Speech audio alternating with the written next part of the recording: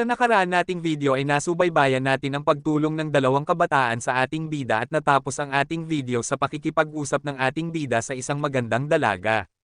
At ngayon naman subaybayan natin ang mga panibagong hamon sa buhay ng ating bida. Habang ang militaryong barko ng Alliance ay patuloy ang biyahe papuntang Planet Hope. Sa loob ng militaryong barko ay nag-uusap ang dalawang kabataan. Ito ay ang ating bida at isang magandang dalaga. Totoo ba yan? Talaga bang magiging girlfriend kita kung mananalo ako? Hindi makapaniwalang wika ng ating bida. Oo naman. Ako, si Jianran, laging tumutupad sa pangako ko. Pagmamayabang na wika ni Jianran. Pero PvE version lang ang nilalaro ko dati. Hindi pa ako nakakapaglaro ng PvP version. Sabi ng ating bida. Tuturuan kita sa unang 5 rounds bago tayo magsimula. Ang mga nakapasok sa Blackhawk ay pawang mga pinakamahuhusay. Kaya nilang hawakan kahit baril at meke pagkatapos lang nilang subukan ng 3 beses. Huwag na nating banggitin pa ang laro. Paliwanag ni Jianran. Grabe siya, parang gusto niya talagang turuan ako ng leksyon. Paano ko ba siya na-offend? Wika ng ating bida sa kanyang sarili. Jianran, napakagandang pangalan. Interesting. Dagdag pa ng ating bida. Walang kailangang practice. Alam ko kung paano laruin ang larong ito. Bilang magiging estudyante ng Blackhawk, hindi ako pwedeng maging taunan. Kumpiyansang wika ng ating bida. Hawak ang comlink at sinabi ng ating bida na bigyan mo lang ako ng 1 minuto. Para maging familiar lang ako sa interface ng laro. Sigurado ka ba? Huwag kang magreklamo mamaya na hindi patas ang laro. Pag-aalalang wika ni Jianran. Hindi ako magrereklamo. Ang larong ito ay tungkol lang sa reaksyon at bilis. Wala nang ibang mahalaga. Paliwanag ng ating bida.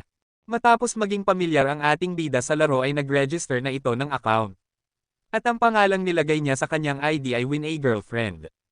Bakit ganyan ang pangalan mo? Sinasadya mo ba akong asarin? Inis na sambit ni Jianran.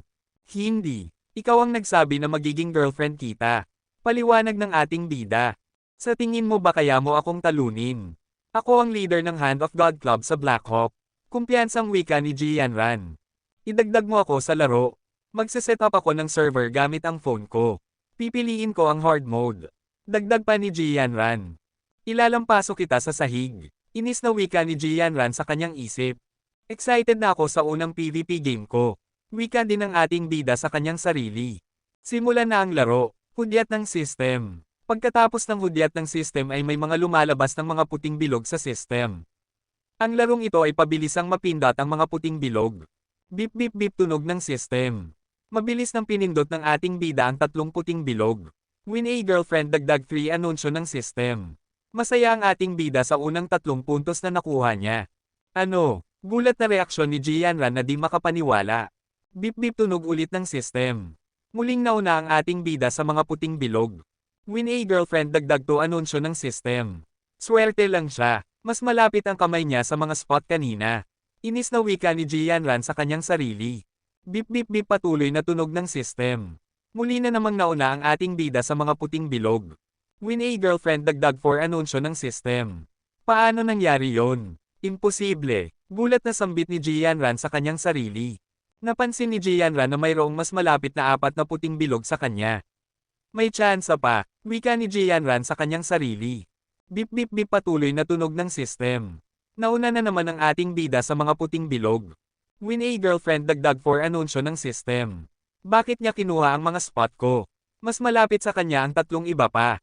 Inis na wika ni Jianran sa kanyang sarili. Provokasyon ba to? Inis na sigaw ni Jianran. Mag-focus ka, miss. Seryosong sabi ng ating bida kay Jianran. Bip bip bip patuloy na tunog ng system. Win a Girlfriend dagdag 6 anunsyo ng system. Ilang elite members lang ng Hand of God Club sa Blackhawk ang nakakakuha ng mga spot ko sa hard mode. Inis na sambit ni Jianran sa kanyang sarili. Ang pangit na lalaking to. Nagche-cheat siya. Ang tuso niya. Inis na wika ni Jianran sa kanyang sarili. Bip bip patuloy na tunog ng system. Win a Girlfriend dagdag 2 patuloy na anunsyo ng system. Kinuha niya na naman ang mga spot ko. Inis na sambit ni Jianran sa kanyang sarili. Masyado siyang mabilis. Hindi ako. Nakakasabay. Naguguluhang sambit ni Jianran sa kanyang sarili. Bip bip bip patuloy na tunog ng system. Win a Girlfriend dagdag 3 muling anunsyo ng system. Natapos ang laro at nanalo ang Win a Girlfriend. Final score, 100-0. Anunsyo ng system. Tapos na. Parang ang mananalo ay ang unang makakuha ng 100 points. Sa pangkalahatan, medyo mas simple ito kaysa sa PvE version. Pagmamalaking wika ng ating bida kay Jianran. Walang hiya ka. Iniinis mo ako. Galit na sambit ni Jianran habang tumatayo at humarap sa ating bida. Ano ba ang problema? Naguguluhang wika ng ating bida. Nag-cheat ka ba gamit ang bot? Sabihin mo ang totoo. Bulyo ni Jianran sa ating bida. Sabay turo ng daliri nito sa ating bida. Hindi. Ito ang unang beses kong nilalaro ang PvP version ng larong ito. Paano ako magkakaroon ng bot? Naguguluhang paliwanag ng ating bida kay Jianran. Hinampis ni Jianran ang mesa at sinabing walang sino man ang makakatalo sa akin ng 100. Nag-cheat ka, sigaw na wika ni Jianran. Napakamot sa ulo ang ating bida at sinabing hindi ako nag-cheat. Nangangako ako sa Diyos. Kukunin niya ang lahat ng Sacred Blood Geno points ko kung nagsisinungaling ako sa'yo. Paliwanag ng ating bida. Hindi mo mapapatunayan ang iyong kawalang kasalanan maliban kung maglalaban ulit tayo gamit ang professional machine sa Black Hawk. Sambit ni Jianran sa ating bida. Dahil hindi siya naniniwalang hindi nag-cheat ang ating bida. Walang problema. Pagkatapos kong makapasok sa paaralan, tatanggapin ko ang hamon mo anumang oras. Nakangiting sambit ng ating bida kay Jianran. Kailangan mo munang pumasa sa exam. Hindi tumatanggap ng mga sinungaling ang Black Hawk. Inis na wika ni Jianran habang tumalikod at umalis. Napakamot ang ating bida sa kanyang ulo. Siguro dapat maging mabait ako sa babaeng yun. Masaya ang laro, kaya hindi ko naisip ang nararamdaman niya. Dapat pala nag-easy lang ako sa kanya. Matapos ang mahabang biyahe ay nakarating ang ating bida sa Planet Hawk. Ang ating bida ay pumunta sa tarangkahan ng Black Hawk Military Academy at nakita niyang napakaganda nito at halatadong advanced kaysa sa mga akademya sa Planet Roca. Ang ating bida ay patuloy sa paglalakad hanggang siya ay nakarating at pumasok sa isang gusali. Ito ba ang sentro ng pagsusulit? Ang daming tao, wika ng ating bida sa kanyang sarili. Sa loob ng gusali ay maraming mga estudyante ang nag-uusap. Ang ating bida ay nagpatuloy sa paglalakad at pumasok sa isang silid. Pagkapasok ng ating bida sa silid ay nakita niya ang isang naka-uniforming sundalo na nakaupo. At tinanong siya ng sundalo. Ikaw ba ang inirerekomenda ni Komandante Chin? Ang sundalong ito ay si Situyo ang pangunahing tagasuri ng Black Hawk Academy. Ang ating bida ay tumayo ng tuwid at sinabi kamusta, sir? Ako si Hansen pakilala ng ating bida sa opisyal. Dahil si Chin Zuan ay gumagarantiya na ikaw ay kwalipikado, hindi na natin ito patatigilan. Wika ni Situyo.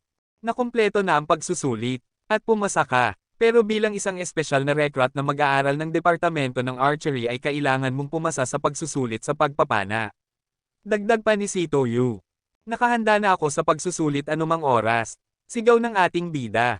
Nakatutulong talaga ito sa akin ng malaki. Kapag may nag-aayos para sa akin. Ang pagsusulit sa pana ay kahit sino na may mga braso ay makakapasa dito. Wika ng ating bida sa kanyang sarili. Lumabas ang ating bida sa silid.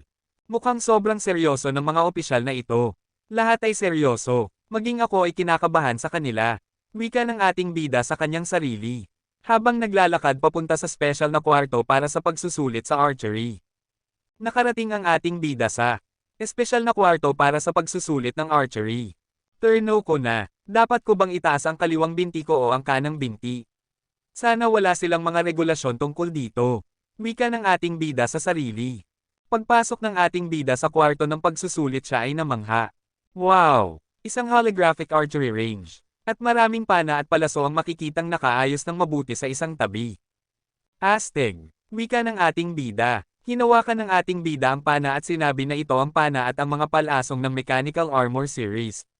Hindi ko pa ito nagamit kailanman. Maglalaro ako sa mga ito hanggang sa makontento ako. Masayang wika ng ating bida sa kanyang sarili. Magsisimula na ang pagsusulit. Anunsyo ng system. Hinawakan ng ating bida ang pana at palaso at tumayo ng tuwid. Ang mga target ay pwedeng gumalaw sa lahat ng direksyon. Panahon na para masubukan kung gaano nakahusay ang pagsasanay ko ng Super Particle Acceleration. Wika ng ating bida sa kanyang sarili. Halika na, bubulagtahin ko ang lahat ng umaandar na target. Dagdag pa ng ating bida. Matagumpay na natapos ng ating bida ang pagsusulit. Anong ginhawa? Wika ng ating bida. Ang ating bida ay lumabas sa gusali ng pagsusulit. Sabi ni Ginoong Sito na ako ay opisyal ng admitted sa loob ng 3 buwan, kaya mayroon pa akong maraming panahon bago magsimula ang klase. Wika ng ating bida sa kanyang sarili. Habang naglalakad ang ating bida ay naisip niya na dapat sakto lang ito para makabalik ako sa steel shelter bago pa magsimula ang klase. Napansin ng ating bida ang 2 kabataang babae na tumatakbo. Hintayan mo ako. Huwag kang tumakbo ng mabilis. Wika ng isang kabataang babae. Magmadali ka. Mahuhuli na tayo sa klase. Wika naman ng isang kabataang babae. Ang ating bida ay labis na nabighani sa mga kabataang babae. At sinabi sa kanyang sarili na inaasahan ko ang kamangha-manghang buhay sa campus. Sa silid ng punong tagasuri, ay nagulat si Sito Yu sa kanyang nakita. Ang kanyang grado ay sobrang ganda. Ang datos ng ating bida. Pangalan, Hanson. Oras ng pagkakatapos, 6 na minuto 31 segundo. Grado, kahanga-hanga. Pagpana mula sa isang fixed na posisyon, 99 na puntos. Pagpana habang naglalakad, 99 na puntos. Pagpana habang nakalutang, 99 na puntos. Mabilis na pagpapana, 99 na puntos. Pagpana habang nababahala, 99 na puntos. Mabilis na pagpana habang naglalakad, 99 na puntos. Namangha ng husto si Sito Yu sa mga datos ng ating bida. Sa kabilang banda, transfer station sa Planet Roca ay nag-uusap si Chin Zuan at Yang Manli. Nagtataka ako na ang mayabang na si Sito Yu ay tinawagan ako para pasalamatan ako ng personal. Alam kong tama ang desisyon kong ipadala si Hanson sa Black Hawk. Nakangiting sabi ni Chin Zuan. Sa kasong ito ay magbibigay ako ng kautusan na mag-issue ng sertipiko ng dependent ng sundalo para sa kanyang pamilya. Wika ni Yang Manli kay Chin Zuan. Sige. Mas maaga, mas maganda, sagot naman ni Chin Zuan kay Yang Manli. Qualified ba siya na sumali sa special team ngayon? Tanong ni Yang Manli kay Chin Zuan. Oo, kapag napapanahon na, ako ay magbibigay ng isang espesyal na gawain para sa kanya. Sambit ni Chin Zuan. Ilang araw na ang nakakalipas. Ang ating bida ay bumalik sa Glory Shelter. Siya ay pumunta sa kakahuyan sa labas ng Glory Shelter. Natapos ko na ang lahat ng proseso para sa pagtanggap at nalaman ko na rin ang tungkol sa Glory Shelter. Panahon na para bumalik patungo sa Steel Armor Shelter. Tinawag ng ating bida ang kanyang sagradong baluti. Ang Glory Shelter at Steel Armor Shelter ay hindi magkalayo. Wika ng ating bida. Ang pinakamabilis na ruta pabalik sa Steel Armor Shelter ay ang madilim na lawa. Kilalang kilala ko ang lugar na yon. Wika ng ating bida sa kanyang sarili. Tinawag din ng ating bida ang mutated na halimaw na mount na ibinigay sa kanya ni Fist Guy na sobrang bilis. Ito ang sinakyan ng ating bida pabalik sa Steel Armor Shelter. Makalipas ng ilang araw ay dumating ang ating bida sa Steel Armor Shelter. Dahil sa sobrang pagod sa biyahe ang ating bida ay nakatulog. Ngunit siya ay nagising dahil sa kakaibang ingay. Bang-bang! Minulat ng ating bida ang kanyang mata at sinabi. Ang ingay. Ano yan? Wika ng ating bida. Bang-bang! Patuloy ang ingay ng kung anong bagay. Bumangon ang ating bida sa pagkakahiga at hinawakan ang kanyang ulo. Ano naman yang ingay na yan? Wika ulit ng ating bida. Magkakalindol ba? Nagulat ang ating bida, at nagmamadaling tumakbo sa pintuan ng mabilis. Binuksan ng ating bida ang pintuan at siya ay nagulat sa nakita sa kulungan. Nakita ng ating bida ang impormasyon tungkol sa halimaw. Banal na dugo ng baboy damo. Heavenly. Antas ng dugo. Mga detalye hindi kilalanin. Ang baboy na binili ko noong nakaraan ay naging isang banal na dugong hayop. Naglaan lang ako ng 2 linggo para mapabilis ang pagbabalik ko mula sa Glory Shelter, at hindi ako nakapagpahinga ng maayos sa biyahe. Kagabi ay nakatulog ako sa sandaling makauwi ako. Wika ng ating bida. Salamat sa Diyos at hindi nabasag ng bagay na ito ang kulungan, kung hindi ay mamamatay ako habang nananaginip. Dagdag pa ng ating bida. Tinawag ng ating bida ang kanyang mutated Black Stinger Arrow. Gutom na ako mula sa biyahe at ang unang kain ay dapat ay isang pagkaing nutrisyonal. Natatakam na sambit ng ating bida. Sinaksak ng ating bida ang hayop at nag-anunsyo ang system. Matagumpay na napatay ang sagradong dugo na baboy.